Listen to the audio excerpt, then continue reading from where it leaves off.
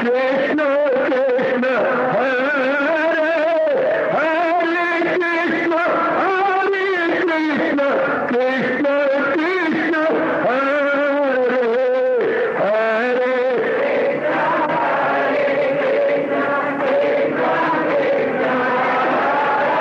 बहुत अच्छे।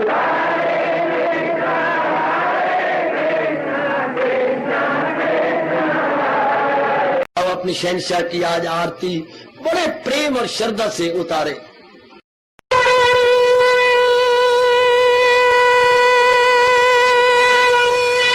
ओम जय जगदीश जय हरे स्वामी जय दीनानाथ हरे भगत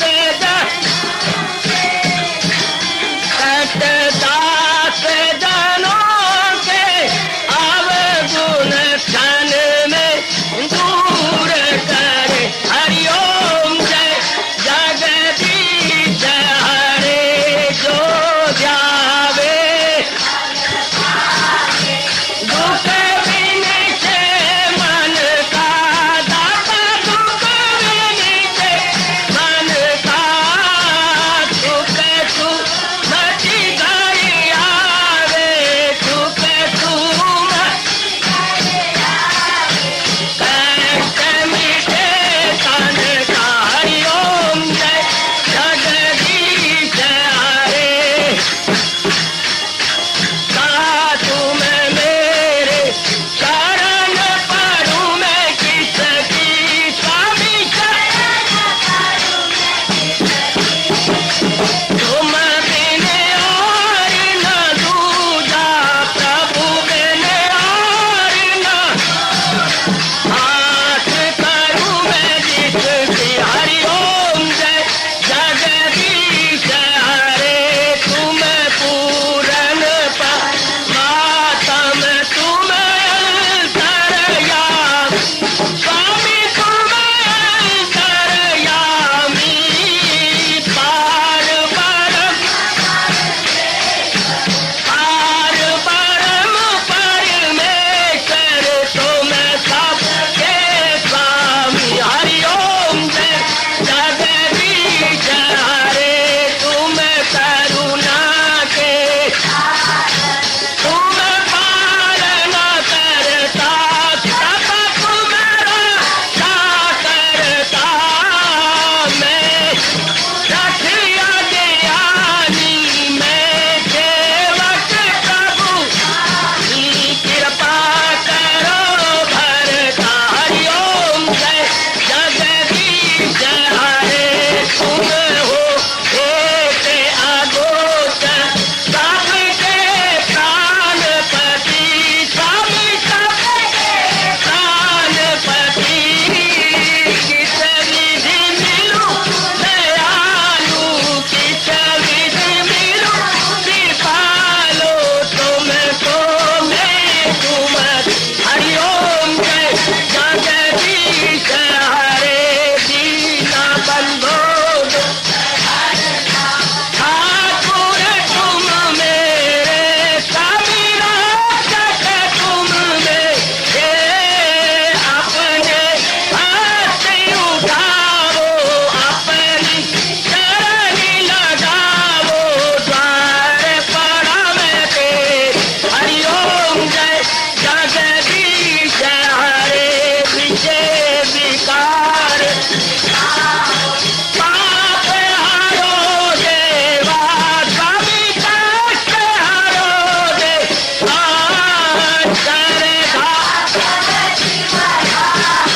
श्रद्धा प्रेम बढ़ाओ श्री गीता जी की से। हरिओम जय जगदीश हरे मन धन सब कुछ है तेरा सब कुछ है तेरा तेरा तेरे अर्पण तेरा तेरे समर्पण क्या लागे मेरा। हरिओम जय जगदीश हरे जय जगदीश हरे स्वामी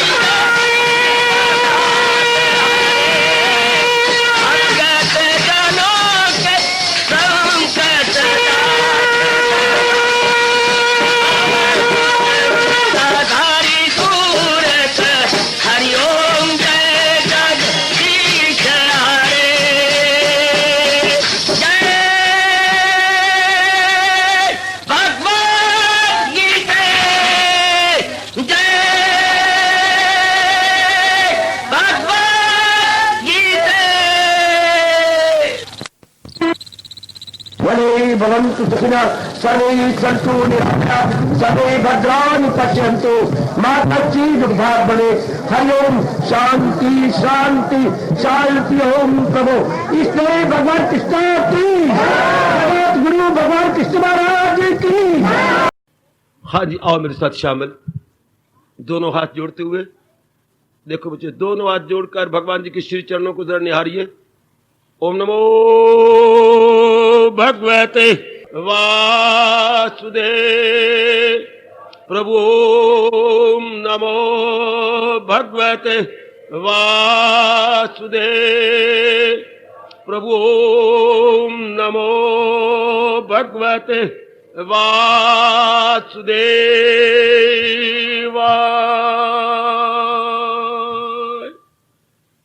कृष्णाय वासुदेवाय हरिये परमात्मने प्रेरणात् क्लेश नाशाय गोविंदाय नमो नमः। गोविंदाय नमो नमः। वसुदेव सुतम देवम कंसचानूरमर्दनम देवकी परमानंदम कृष्ण वंदे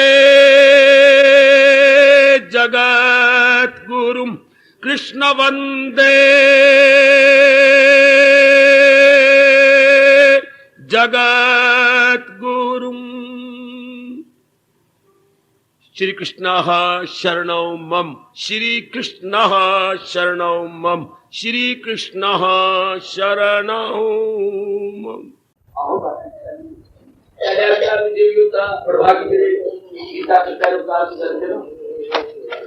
इन दिनों इस दिव्य वेला में उपस्थित हुए अपने ही कल्याणार्थ चरण किया जा रहा है। ये सांख्य अर्थात ज्ञान से भरपूर द्वितीय अध्याय। कल जो प्रसंग 11वें श्लोक से भगवान जी ने प्रारंभ किया था, तीसरे श्लोक में आकर उसको संपूर्ण कर दिया। विचार करते रहेंगे, दिन में जरूर समय निकालकर रात्रि को सोने से पहले, कि भगवान ने सृष्टि को दो तत्वों से मिला के बनाया है। अब हम ये नहीं बोलेंगे, एक जड़ दूसरा चेतन। जड़ को जहान बोलती है, चेतन को भगवान बोलती है। जड़ और चेतन का मिलाप है। जिधर भी हमारी नजर जाएगी,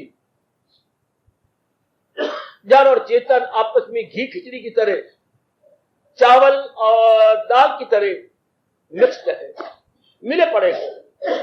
दूर क्यों जाए, अपनी ही काया को देख ले। शरीर जड़ है और जो सत्ता इसको चला रही है उसे चेतन कहती हैं, उसे अपने हिंदू धर्म के अनुसार आत्मा कहती हैं। और आत्मा परमात्मा को दो नहीं, क्योंकि शक्ति के टुकड़े नहीं होते। स्थूल चीज के टुकड़े होते हैं, सूक्ष्म के कभी भी टुकड़े नहीं हो सकते। यानी उसका विभाग नहीं होता, उसके डिवीजन नहीं होता। चेतन के टुकड़े नहीं होते। जो चीज बड़ी है, ये कागज है मेरे पास, ये स्थूल है, इसकी चाहे मैं जितने मर्जी टुकड़े कर लूं, हाँ, लेकिन इसका जो स्पर्श है, जो वायु इसके साथ, उसके मैं टुकड़े नहीं कर सकता। कागज का स्पर्श भी तो है, टचिंग भी तो इसके साथ है, और टचिंग क्या हम नहीं कर सकते। इस स्थूल के तो टुकड़े कर लेंगे, शाबाश। लकड़ी के हम कई टुकड़े कर सकते हैं, लेकिन जलती हुई लकड़ी में से जो निकल रही है भाप, उसके टुकड़े कौन करे? वो तो शक्ति है। एक नियम है मेरे देवियों, स्थूल के टुकड़े होते हैं और सूक्ष्म के नहीं। और भगवान तो कह रहे हैं, मैं सूक्ष्म से भी सूक्ष्म तर, और तकसीम इसकी मुश्किल ऐसी, मगर इसका हर शाय में बुझारत है। बुझारत जैसे दादी बुझारत डाला करती थी। हाँ, टुकड़े भी इसके नहीं होते, लेकिन है भी सबके अंदर। बोलो रे बच्चों, वो कौन है? टुकड़े भी जिसके नहीं होते और है भी सब प्राणी पदार्थों में, वो कौन है? मेरे ही इष्टदेव, मेरे ही भगवान, मेरे ही परमात्मा। बुझारत है ये। टुकड़े उस चीज के होते नहीं, है हर एक चीज के अंदर। अच्छा, हर एक में टुकड़े भी नहीं होते और हर एक के अंदर है, ऐसी क्या चीज होगी? तो भगवान ने दो दृष्टांत दिए इस बात को समझने के लिए। क्या आकाश का दृष्टांत दिया, वायु चले इधर और उधर, वो आकाश से जाए बाहर कहां, यूं ही समझ लो मेरे अंदर जहां। कितना गजब अधिष्ठाते, आकाश के टुकड़े नहीं होते, वायु इसके इधर उधर यानी उत्तर पूरब पूरब पश्चिम चक्कर काटती है, पश्चिम से पूरब पूरब से पश्चिम, लेकिन आकाश के टुकड़े नहीं होते।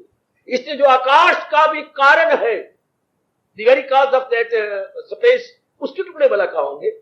इस तरह आप अपनी विचारधारा बनाया करें। इससे संपूर्ण हो गया वो प्रकरण जो भगवान जी ने चलाया था, है जो है सबके तन में मकी आत्मा ये दाई में। क्या भगवान ने किया है, एक नाशी बनाया है, एक अविनाशी बनाया। जो कुछ गोचर है यानी विजिबल है, दैट इज पेरिशेबल। ये हमारे हिंदू धर्म के क्या गए कहावत है, विजिबल पेरिशेबल। क्या दृष्टम नष्टम, बेटे दृष्टम, दृष्टम जो दृष्टि का विषय है, नष्टम वो नष्ट हो जाएगा। दृष्टम नष्टम, दृष्टम नष्टम, दृष्टम नष्टम। गुरु के आश्रम में ये जयकारे लगाए जाते थे कि मेरे मन सावधान रहना, जो दृष्टम है, जो आंखों का विषय है, नष्टम वो नष्ट हो जाएगा, और जो आंखों बुद्धि से परे गए अगोचर, उसको वाला कौन नाश करेगा। दैट विजिबल इनविजिबल, जो आंखों का विषय नहीं है, तुम हो एक अगोचर सबके प्राण पति, वो अविनाशी है। क्या कमाल किया है, नाशी में अविनाशी हो, बड़े गजब की बात हो देवियों, ओ मेरे सज्जनों, नाशी में अविनाशी, क्या फना में बका, ये बड़े कमाल की बात। इसी को अनुभव करना ही साधना है, इसी को अनुभव करना साधना है, इसी को लगातार अनुभव करने के लिए जुट जाना तप है। तप से कहती है किसी भी साधना को बड़े शौक के साथ श्रद्धा के साथ लगातार किया जाए, उसे बोलती है तप। शाबाश। तप और अभ्यास में छोटे बड़े भाई का अंतर है, राम और लक्ष्मण जैसा अंतर है। तप कौन करेगा, जो अभ्यासी होगा। अभ्यास कौन करेगा, जिसे तप का शौक होगा। छोटे भाई लक्ष्मण और राम जैसा अंतर है। अच्छा, पहले अभ्यास होता है बाबा या तप, या पहले तप होता है या अभ्यास, इसके बारे में बताना कुछ मुश्किल हो जाता है, निश्चित रूप से नहीं बताया जा सकता। ये तो हम कह लेंगे कि पहले राम नजर आएगा बाद में लक्ष्मण नजर आएंगे, क्योंकि जब तप का शौक ही नहीं होगा तो अभ्यास कैसे होगा, और जब अभ्यास ही नहीं होगा तो तप कैसे बनेगा। इसके बारे में कोई निश्चित रूप से जबान खोलना बड़ा मुश्किल है कि पहले तप होता है या अभ्यास, या पहले अभ्यास होता है या तप। अभ्यास तो वाकई पहले होता है, तब लेकिन तप का अगर शौक होगा तो अभ्यास करोगे। किसी चीज का, किसी को प्राप्त करने का शौक होता है तो तप होता है ना, हाँ, तभी तो वो मन में होगा। शाबाश शाबाश शाबाश। ये दोनों जरूरी है, अन्य आश्रित है, यानी इंटरडिपेंड करते हैं, इंटरडिपेंडेंट। तो हम याद रखेंगे, अभ्यास करेंगे कि शरीर में अविनाशी है, वही मेरे इष्ट देव है। शरीर जा रहा है, किस तरह जा रहा है, जैसे पानी में पड़ा हुआ पतासा। ये ना कहना जाएगा, ये मन का भूल रही है, मन का धोखा। जाएगा नहीं हो मेरे भोले मन, जा रहा है। कैसे, जैसे पानी में पड़ा हुआ वो बड़ा पतासा बाजार में मिलते हैं, छोटे छोटे पतासे होते हैं, एक बड़े बड़े पतासे हो दिवाली पर बनते हैं। हाँ, जैसे बड़ा पतासा पड़ा हुआ है पानी भरी कटोरी, जो पानी भरी कटोरी में, इससे घुलता जा रहा है, ये घुलता जा रहा है, ये जा रहा है, ये बार बार करें, ये जा रहा है। लाख मैं पकड़ने की चेष्टा करूं, बड़े बड़े साइंटिस्ट ने पकड़ने की कोशिश की, न पकड़ेंगे, ये नहीं पकड़े जा सकते, ये जा रहा है। देखो भगवान का नियम अटल है, पुराने जाए नए आए। दुनिया न हुई क्या किसी स्कूल की क्लास हो गई, ये संसार पाठशाला है। जैसे पुराने विद्यार्थी पास होके अगली कक्षा में जाते हैं, हाँ इसी तरह पुराने जीव 5 तत्वों में जाते हैं, नए जीव उत्पन्न होते जा रहे हैं। अस्पताल में कई की लाशें निकल रही हैं और कई बच्चे पैदा हो रहे हैं। वाह, कई नए नए बच्चे पैदा हो रहे हैं और लाशें निकल रही है कई बुजुर्गों की। ये इसी तरह दुनिया का चलता है दौर। सारे आदमी, आप जैसे कल्याणकामी, इसका लाभ उठा लेती है कि चलो मैं नाशी में अविनाशी की तरह। यही तो साधना है, या आने का ठोस लाभ, गीता सुनने का ठोस लाभ क्या है, नाशी में अविनाशी की तलाश, नाशी में अविनाशी का अनुभव, फिर इस अविनाशी के लिए कहीं बाहर नहीं जाना। ये प्राप्त है, अनुभव करना है। तो बड़ा भारी सवाल उठता है कि जो चीज प्राप्त है वो प्राप्त तो है, तो अनुभव क्यों नहीं होता? क्योंकि दृष्टि हमारी प्राणी पदार्थों पे है। सब महापुरुषों ने और भगवान जी ने यही जवाब दिया। मेरे पास यहां कोई खड़ा हो और मेरी दृष्टि का इधर बात नहीं कर, मैं देख रहा हूं, बातचीत कर रहा हूं, वो खड़े हुए भी नहीं खड़ा, क्योंकि मेरी दृष्टि तो इधर है। परमात्मा मेरी आत्मा है, मेरी जान प्राण है, क्योंकि मेरी दृष्टि नाम रूप पे गए, माँ बाप बहन भाई पति पत्नी राग द्वेष में गए। तो ये साधना क्या गए? इनसे हट के इधर ध्यान देगा। भगवान की प्राप्ति नहीं की जाती, भगवान तो प्राप्त है, प्राप्त की प्राप्ति। बड़ा भारी प्रश्न हुआ इसके बारे में, फिर महापुरुष ने समझाने की चीज थी, प्राप्त की प्राप्त, that which is already we have attend, simply we have to realize वो चीज अटेन्ड है। ये कैसे? दृष्टांत दिया गया। एक रानी के गले में 9 लखा हार रहा करता था। अच्छा, कई उसके पास दासियां या गोलियां थी जो उसकी टहल सेवा किया करती थी, सेवा शुश्रूषा उनकी बहुत करती थी। वो रोज जाती थी अपने स्नान गृह में, ये बाथरूम में, और स्नान सुन करके आती। हाँ, एक दिन की बात तो सुनो, क्या हुआ? जब बाथरूम से आई, कपड़े को पहने, खप्पचा डाली, मेरा 9 लखा हार कहाँ गया? मैंने क्या लटकाया होगा? तुम्हारे में से किसी का मन चल नहीं, हमने तो आपका अन्न खाया, हमारा मन इन पर नहीं, जो तो आप अपने हमें खुशी से देती हो वही हम पहन लेती हैं, खाती हैं, हमने कभी नहीं चलाया। हम 9 दासियां ठीक है, मारना शुरू कर दिए सबको। नहीं तो बकवास करती हो तो बाहर यहाँ कौन आया है? आया भी कोई नहीं था, बात भी ठीक, बाहर तो कायले भी होती, कोई 10-12 आवाज दे तब गोलियां जाती है। तो ये क्या हुआ? सबको सूजन डाल दी, किसी के हाथ पे मारा, किसी के पैर पे मारा, किसी राजे को पता लगा, राजा आया कि सारों को मार, रानी ने मारा, उसका 9 लखा हार गुम हो गया। आया रानी ऑफिस से बाहर, इनकी बुद्धि मारी गई है, इनके नियत में फर्क पड़ गया है, 9 लखा हार या लटक रहा था। राजा ने कहा, इनकी अकल नहीं मारी गई रानी, तेरी अकल मारी गई है। मेरी अकल मारी गई? हार गुम ही नहीं हुआ, फिर आपके पास पहुंच गया, मेरे पास भी नहीं पहुंचा। तो क्या किसी दासी उठाया? दासी नहीं उठाया। तो क्या किली पे लग रहा है? किली पे नहीं लगा। तो कहां है? तेरे पास? मेरे पास है। राजा ने गले में हाथ डाला, सिर्फ हार लुढ़क गया था, पीछे हो गया था।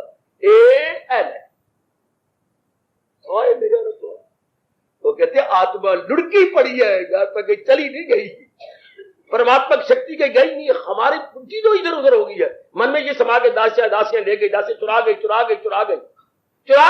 इधर हाथ नहीं दिया, वो तो नाती बात पीछे हो गया। संसार में जन्म लेने के बाद हमारा मन जो बाहरमुखी हो गया, वो हाथ लुढ़क गया था, हमारा मन बाहरमुखी क्यों हुआ? इनको महत्ता दे दी। यहां परमात्मा अगर कृपा कर देते ना कि हम प्राणियों को महत्ता ना देते, प्राणियों के बनाने वाले को महत्ता देते। बस यहां इंसान से बड़ी भयानक भूल, जिसको आप अंग्रेजी में ब्लंडर बोलते हैं, बड़ी ब्लंडर हो गई यहां आकर कि हमने महत्ता यानी इंपॉर्टेंस इन प्राणी पदार्थों को दी। अब गीता के कृष्ण अपनी अनुपम वाणी के माध्यम से इंपॉर्टेंस अपनी वाणी की ओर दिला रहे हैं कि ना ना ना ना, दरअसल तो महत्ता देने योग भगवान जी हैं, जिसके कारण से खुदाई हुई, जो सारे जहां पे गए। जैसे घर में महत्ता देने योग इतनी मां भी नहीं, बहने भाई भी नहीं, तो कौन? पिताजी। क्यों? सबकी जरूरियातें जिंदगी पूरा करते गए, सबकी परम आवश्यकताएं पूरी हो रही है पिताजी द्वारा। इस तरह परम पिताजी द्वारा सब प्राणी पदार्थों में जान आ रही है, सबकी फरमाइशें उनके द्वारा पूरी हो रही है। इसलिए भगवान को भी महत्ता दी जा रही है। Credit to almighty, not credit to this और दैट। हमें क्रेडिट या श्रेय भगवान को देना था, हमने श्रेय इनको दे दिया। बस यही से भूल होती है। अब गीता के माध्यम से पता लगा मेरी भूल, मेरी गलती, तो बस ठीक है, भूल का सुधार कर ले। क्या मतलब? अंतर्मुखी हो जाए, नाइदर मोर नॉर लेस, इतना ही मेरी देवी अंतर्मुखी। संसार यूं का तू रहेगा, गली मोहल्ले यूं की तू रहेगा, घर वाले हमारे रिश्ते नाते हमारे सारे यूं की तू रहेंगे, लेकिन हमारी वृत्ति ही बदल जाए। क्या? Angle of vision entirely would be change. यही कृष्ण चाहते हैं, यही भगवान चाहते हैं कि दृष्टि हमारी क्या किसकी ओर? अविनाशी की ओर हो, नाशी की ओर नहीं। ये हमें धोखा दे रही है, जा रही है, हम इनको पकड़ना चाहते हैं, ये जा रही है। जैसे लड़की को आप पकड़ ले, नहीं, शादी हो जाएगी, चली जाएगी। इस तरह शरीर भी लड़की की तरह गए, ये 5 तत्वों के साथ मिल जाए। आहा, इन्हें नहीं रहना, बार बार समझाया करो, मेरे मन इससे नाता तोड़, और जो इसको चला रहा है उससे नाता जोड़। और सत्संग में आने का मतलब ये होता है तोड़ना जोड़ना है, तोड़ना जोड़ना। स्वामी जी ने 2 शब्दों में कहा था सत्संग में, असल बात तो होती भी यही है, डिटैच, 2 शब्दों में, अटैच। नाम रूपों से डिटैच हो जाना है और नाम रूप चलाने वाले भगवान के साथ अटैच हो जाना है। जब बुरी किस्मत होती है दुनिया के साथ अटैच होती है, भगवान से डिटैच होती है। अब हम सही हो जाती हैं, दुनिया से डिटैच, तोड़ना, भगवान के साथ मन को जोड़, डिटैचिंग अटैचिंग। जिसने इस राज को जान लिया वो साधिक है, वो तपस्वी है, वो बड़ा सावधान है, वो अपने आप में लगा हुआ है। जिसको इतना पता लग गया कि मन इधर कर लगाना, इधर नहीं, क्योंकि ये तो जा रहे हैं, ये तो अपना एक विशेष काम करते हुए जा रहे हैं। बाजार में कोई भी आपको नजर आता है, प्रणाम कर लो, नमस्कार कर लो, राम राम कह लो। क्यों? अपनी थैले में चीजें लेके जिसके लिए घर से आए गए वापस जा रहे हैं। सिरे सिरे अगर नजर आते हैं अनेक, तो सब्जी मंडी में आपको नजर आएंगे, वो सब्जी लेने आए गए, सब्जी ली और जा रहे और चले। इनसे क्या करोगे? नमस्कार करो, नमस्कार दो, नमस्कार दो, ये जा रहे हैं क्योंकि हाथ में थैला है। इसलिए जीवों के अंदर संस्कार है, अपने पूरे करके जा रहे हैं। इनको क्या अपना समझे? तो किसको अपना समझे? जो अविनाशी सत्ता है। फिर वही बात आ गई, भगवान जी। इसलिए रब ने सारी गीता सुनाने के बाद कह दिया, सब टंटे छोड़ और ले मेरी मांगा के दामन में मेरी बना। शरण तो उनकी लेनी थी, शरण ले ली इन टूटने फूटने वाली चीजों की। तो मालिक फरमा रहे गए, क्या जो इस पे यकीन है तो भारत के नाम है, भारत के निवासी, अगर ये इस पर तुझे पक्का यकीन हो जाए कि आत्मा अविनाशी और शरीर नाशी, तो फिर इन शरीर को गम नहीं होगा। जिसके लिए हम गम मनाते रहते हैं, मेरी माँ का क्या बनेगा, मेरे पिताजी का क्या हो गया, मेरी पत्नी का क्या हो रहा है, मेरे पति देव का क्या हो रहा है, फिर इनको लेके हम गम नहीं किया करेंगे। फिर क्या क्या करेंगे? अपने कर्तव्य की ओर ध्यान देकर उसे पूरा करने की पूरी चेष्टा किया करेंगे। केवल मेरे देवी सज्जनों, हमारी नजर अपने परम कर्तव्य की ओर होगी, है सिर्फ उधर नजर होगी, केवल उसी तरफ जो मेरा कर्तव्य है। आप नजर शरीरों पर है, शरीरों पर नजर है तो राग द्वेष हो जाता है। कोई शरीरों में अच्छी लगती है राग, कोई शरीरों में अपने अनुकूल ही लगते द्वेष, तो राग द्वेष के आधार पर बस फिर सारा संसार ही हमारे अंदर आ जाएगा, हम उलझ जाएंगे। और जब आत्मा पे नजर हो, जो असलियत है, तो राग द्वेष खत्म, हमारी वृत्ति अंतर्मुखी हो जाए। न सजनो, ये यहां तक था सांख्य योग। गीता के 11वें श्लोक से लेकर जहां से भगवान वाच हुआ है और वहां तक अब ये था सांख्य यानी ज्ञान योग। आप ज्ञान योग तो ले लिया, हाँ, तो ज्ञान योग क्या करेगा?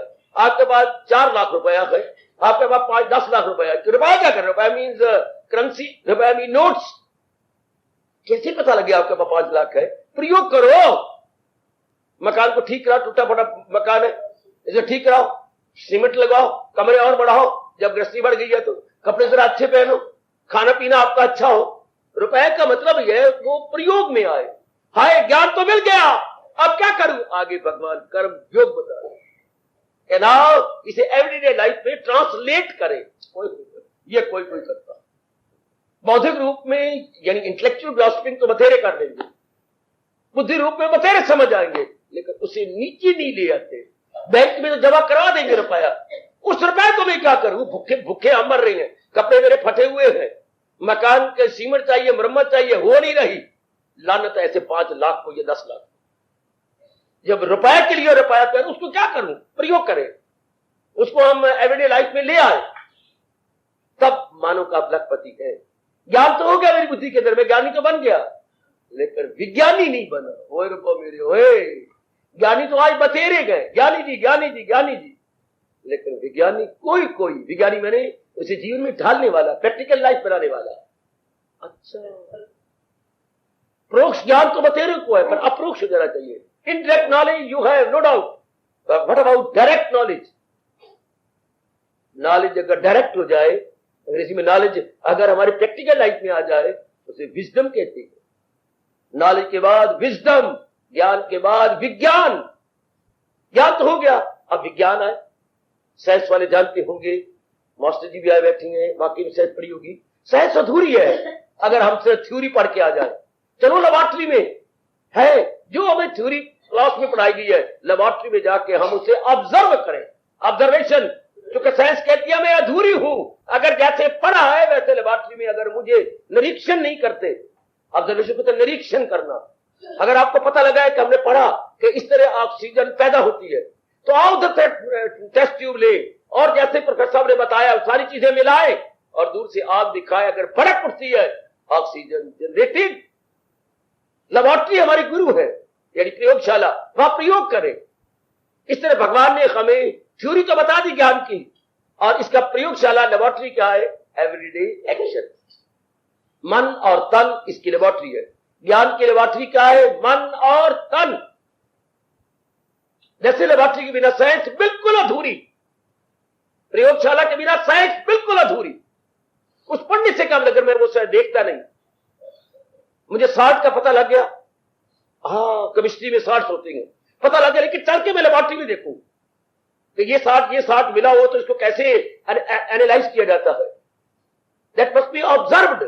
आयो में कुर्बान हो भगवान की वाणी के, जो भगवान कहती है ज्ञान तो मिल गया, आज जरा कर्म योग में आ और उसको अपने में मिला, उसे अपने में ले। ये जैसे बच्चे आपको कभी तंग करती हैं, अम्मा तूने मुरब्बा बना रखा है, किस वास्ते बना रखा है? हमें देती तो है नहीं। अरे आप तरह में भर आ जाते हैं, मुरब्बा बनाए बेटी, हमारे मुंह में पानी आता है, हम इनके पास आती है, अलमीरा के पास मुंह में पानी आता है, देती है नहीं हमें, क्यों मुरब्बा बनाया? हाय हाय, देती हमें है नहीं, मुरब्बा क्यों बनाया? शाबाश शाबाश शाबाश, बहुत अच्छे। उससे तो फिर वो छोटा भैया अच्छा है ना। वो कैसे अच्छा? कल तूने कहा था ना, ये छोटा भैया, हाँ बच्चे लड्डू वहां ध्यान से रखा जा, ना मक्खी आए, हाँ, और ना ही कोई मच्छर आए, वहां रखा। तो जब तूने शाम को पूछा लड्डू कहाँ है, मां में वही रखा है, जहाँ ना मक्खी आए ना मच्छर आए। कहा मैंने खा ही लिया, ना मक्खी आए ना मच्छर आए। ओ वेरी गुड, ओ वेरी गुड। तूने खुद तो कहा था जहाँ ना मक्खी ना मच्छर जाए, मैंने कहा खा ही नहीं पड़े। तो वो बड़े सियाने हैं जो ज्ञान को पचा लेते हैं, अपने एवरीडे लाइफ में ले आते हैं। अब भगवान कर्म योग का उपदेश देने जा रहे हैं 31वें श्लोक से। क्या मतलब? उस ज्ञान को जो हमने भगवान जी से 11वें श्लोक से लेकर 30 श्लोक तक सुना है, अब इसे करें क्या? एवरीडे लाइफ में ले आए। अगर आप रुपया है तो अच्छे कपड़े पहनो, अपने अच्छे साइकिल रखो, बच्चों को साइकिल ले दो, अच्छी पढ़ाई करवाओ, मकान अपना मरम्मत करवाओ। अगर रुपया का मतलब यही होता है, उसे अपने दैनिक जीवन में प्रयोग करें। अच्छा, तो अगर ज्ञान आए तो उसे बुद्धि और मन में प्रयोग करते हुए कर्मों में प्रकट करें। आओ, अब भगवान जी कर्मयोग का उपदेश देती है, मतलब जो ज्ञान दिया था उसे अपने जीवन में उतारने का प्रेरणा देते हैं। मुबारक ये होते हैं। कोई कोई जो है मौखिक ज्ञानी बतेरे, वर्बल ज्ञानी एक नहीं अनेक मिलेंगे। जिसे पंजाबी में बोलते हैं गली दाना, गली गली बड़े दाना है, हाय आहा। लेकिन अपनाने वाला कौन है? जीवन में उतारने वाला कौन है? उसे ढालता कौन है? अब हमने ढालना है, हम अपने जीवन में उतारेंगे जो भगवान ने बताया। नाशी है शरीर, एक नहीं सारे शरीर जो नजर आ रहे हैं, अविनाशी है जो इन शरीरों को चला रही है सत्ता, जिसके कारण से है सबकी महत्ता, इंपॉर्टेंस। आओ शुरू करें रल मिल के, कैसे उस अविनाशी ज्ञान को उतारा जाता है अपने दैनिक जीवन में। अब इस श्लोक से लेकर गीता के 18वें अध्याय के 66वें श्लोक तक क्या साबित होने वाला है? दैनिक जीवन में गीता, गीता इन डेली लाइफ। इतना विस्तार करेंगे हमारे प्रभु। यहां से 18वें अध्याय के 66वें श्लोक तक दैनिक जीवन में गीता चरम सीमा पर पहुंच जाएगी, जहां कृष्ण कहेंगे सब टंटे छोड़ और ले मेरी मांगा के दामन में मेरी पनाह। ये हो गए दैनिक जीवन में गीता, गीता इन डेली लाइफ। इस श्लोक से लेकर दूसरे अध्याय के 31वें श्लोक से लेकर 18वें अध्याय के 66वें श्लोक में तक ये सारा गीता इन डेली लाइफ, दैनिक जीवन में गीता। और थोड़ा थोड़ा करके भगवान के इशारों को समझती चले कैसी विचारों में इस ज्ञान को लाना है।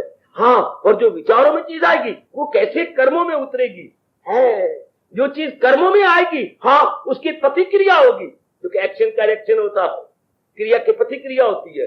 हाँ, जो प्रतिक्रिया होगी उससे हमारी बुद्धि, हमारा मन, हमारा तन, हमारा व्यवहार, हमारा परिवार, हमारे मिलने जुलने वाले खुश रहेंगे, प्रसन्न रहेंगे, आनंदित होंगे, उनके गम दूर होंगे। ये उसका रिएक्शन है, ये उसकी प्रतिक्रिया है। अगर आप अच्छी चीजें खाएंगे आपके चेहरे पे लाली आएगी, आपका एक अंग रिष्ट पुष्ट हो जाएगा। अगर आप पौष्टिक पदार्थ या पौष्टिक व्यंजन का सेवन करेंगे, इसलिए अगर ज्ञान को हम ले आएंगे तो जहां भी हम रहेंगे सब प्रसन्न गदगद रहेंगे, सब खुश रहेंगे। ये एक इशारा था कि जब भगवान जी उपदेश देने लगे, ये एक इशारा बड़ा इशारा, क्या खुशी देने के लिए, हमारे गम को दूर कर प्रसन्नता देने के लिए भगवान जी ने बड़ी दूर की सूझबूझ व्यास जी की, ऋषि के कुछ मुस्कुराने लगे, ये उर्फा के मोती प्रसन्नता होकर मुस्कुराते हुए वो उपदेश देने लगे, ताकि हमारा गम दूर हो जाए और हमारे भी मुस्कुराहट स्माइलिंग आ जाए। हमारी वो जो सीरियसनेस है दैट मस्ट बी रिमूव्ड, और उसकी जगह क्या हो, हमारी स्माइलिंग हो, not laughing but simply smiling. हमारी भी चेहरा मुस्कुराता हुआ दिखाई दे। बहुत इशारा शानदार है। ऋषि के से कुछ मुस्कुराने लगे, ये उर्फा के मोती, उर्फानी मोती अर्थात ज्ञान के मोती, भगवान जी ज्ञान के मोती देने लगे। आओ आज से शुरू करें। क्या? गीता, दैनिक जीवन में गीता। अब ये सारा उपदेश दे गीता इन डेली लाइफ हमारी, वरना तो कोई फायदा नहीं उस ज्ञान का। जैसे मैंने कहा, धन का कोई फायदा नहीं अगर प्रयोग नहीं करना। आए मेरे रब्बा, ओए धन का कोई फायदा नहीं अगर प्रयोग नहीं करना। हमारा में एक दुर्घटना हुई है, कभी कभी ऐसी घटनाएं मेरे सामने आ जाती है जो मुझे बड़ी भारी शिक्षा दे जाती है, और जिससे मुझे शिक्षा मिलती है मैं आपकी झोली में डाल देता हूं। एक बाप के 3-4 बेटे, ठीक, पुलिस में थे, वो इतना लंबा कद, ठीक, दिलो जान से उनकी सेवा की, पढ़ाया, उनकी शादियां की, ठीक। पिताजी ऊपर के मंजिल में रहते हैं, मां नीचे बच्चों के साथ रहती है, ठीक।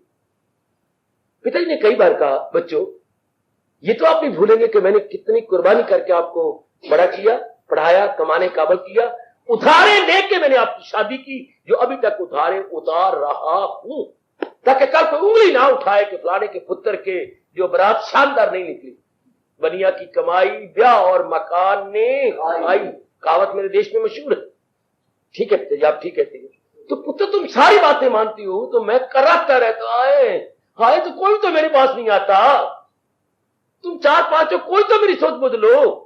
कराने की आवाज आती है, लाख लानत, डूब के मर जाओ। मुझे, मैं पासा पड़ता हूं तो मुझे दर्द होती है, मैं उठता हूं पेशाब के लिए तो मुझे दर्द होती है। मैं इतनी कुर्बानियां की, पढ़ाया लिखाया, शादियां की, तुम्हारी इज्जत मेंटेन की, और अब मैं जिस शरीर से तुमने इतना लिया वो शरीर तरसता रहे, रोता रहे, तुम्हें शर्म नहीं आती? चलो तुम अपनी बहू को छोड़ो, वो अपना खून नहीं है, तुम तो मेरा खून हो। ठीक कहते पिताजी। 10 दिन गुजर गए, वो फिर क्या, वो कोई असर नहीं हुआ। मैंने क्या कहा था आपको, मैं देखिए मुझे दर्दें होती है, मैं मेरा अपना टाइम निकालो।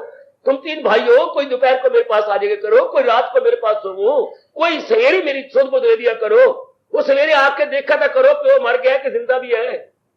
आखिर में दुख भरे शब्द क्या है कि सवेरे आके देख तो लिया करो कि मैं मर गया, मैं 4 साल लिपट गया या 4 से नीचे गिरा पड़ा हूं। बच्चों ने फिर भी परवाह नहीं। आखिर बच्चों को कहा, अच्छा बच्चों, अगर मैंने करा के मरना है और इतनी गृहस्थी बना के मुझे फायदा ही कुछ नहीं हुआ, लाख लानत है इस शरीर को रखना। मैं अपनी गलती का एहसास करता हूं। पता नहीं किस वक्त घर से निकल गए और आता रह गया। मुझे फायदा क्या हुआ? हलचल मत कीजिए गली मदे में। मुझे इस गृहस्थी का लाभ अगर मेरे दुख में काम नहीं आते, जब मैं इनके दुख में सुख में काम आया, रुपया ले लेके इनकी इज्जत बढ़ाई और मेरे कोई भी काम नहीं आता। फादर नो मोर। भगवान इनको नरकों में भी नहीं बख्शेंगे। नरक में भी नहीं बख्शेगा मतलब नरक में भी मां दुख पाएंगे, वहां भी नहीं बख्शिश होगी। और बात तो ठीक है, कि माँ बाप मर जाती हैं अपना तेल तेल कर करके बच्चों को पढ़ाने लिखाने में, उनके काम को नहीं आता। इसी तरह अगर आप रातों जागे हैं, गीता पढ़ी है, गीता सुनी है, आए हैं, हाँ, तो जैसे बाप में आता बता करें इन्हें कोई भी सुख नहीं, तो फिर ज्ञान का सुख क्या हुआ? अगर हमारे विचार ना बदल जाए, ओए होए, जैसे बाप ने कहा आओ मेरे पास पे, दिन में आओ, दोपहर को आओ, शाम को आओ, रात मेरे पास हो, मैं कराता हूं, मेरी मदद करो। और रात का मतलब ही ये है कि एक दूसरे की मदद करें। शरीर हमारा जिंदा नहीं रह सकता सचमुच अगर हम एक दूसरे की मदद ना करें। तो भगवान ने शरीर बनाई ऐसी है, ये शरीर इसकी मदद करे, वो शरीर इसकी, वरना जिंदा ही रह सकते आप। मां बाप ने शरीर बनाए, हाँ, अपने शिक्षकों द्वारा हमने विद्या प्राप्त की, हर जगह हमारी बड़ी बड़ी बनाई लोगों की कुर्बानी की सड़कों पर हम चलते हैं, लोगों को दिन रात जागे हुए कपड़े बनाए हुए पर हम पहनते हैं। कहीं देखो कहीं इंसान है, जो भी चीज आप प्रयोग करते हैं किसी की बनी हुई है, किसी ने कुर्बानी की है। हाँ, तो अब हमारा भी धर्म है कि हम भी कुर्बानी करें, अब हम भी जुटे लगे, इनके साथ अपने आप को लगा दें। महापुरुष एक बड़े से अधिष्ठान देती हैं जिसने मुझे हिला दिया था। एक महापुरुष कहीं से गुजर रहे थे और एक वृक्ष को आग लग रही थी, तो बिजली कड़की होगी ना ऊपर से, आकाश की बिजली, तो वृक्ष को आग लग गई और उस पे 50, 60, 70, 100 पक्षी बैठे हुए थे। तो महापुरुष ये क्या कर रहे हो, उड़ते क्यों नहीं? महापुरुषों हम नहीं उड़ेंगे। क्यों? तुम्हारे पंख नहीं है नहीं उड़ेंगे। क्यों? आप महापुरुष आप क्या कहती हैं?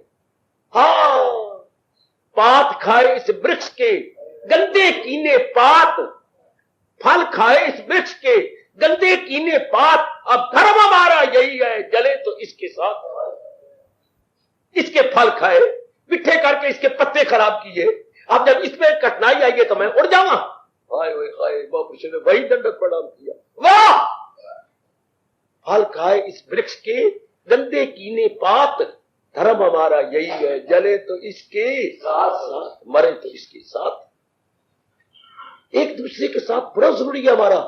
भगवान ने भी कहा है मैं तुम्हें मुक्ति प्रदान करूंगा, कब? एक दूसरे को करो तो हासिल हो तुमको मकान। लेकिन ये ऐसा गंदा समय आ चुका है जब इंसान स्वार्थी हुआ, अपना स्वार्थ भी पूरा करने के लिए दूसरे का स्वार्थ पूरा करो, ये भी नहीं समझता।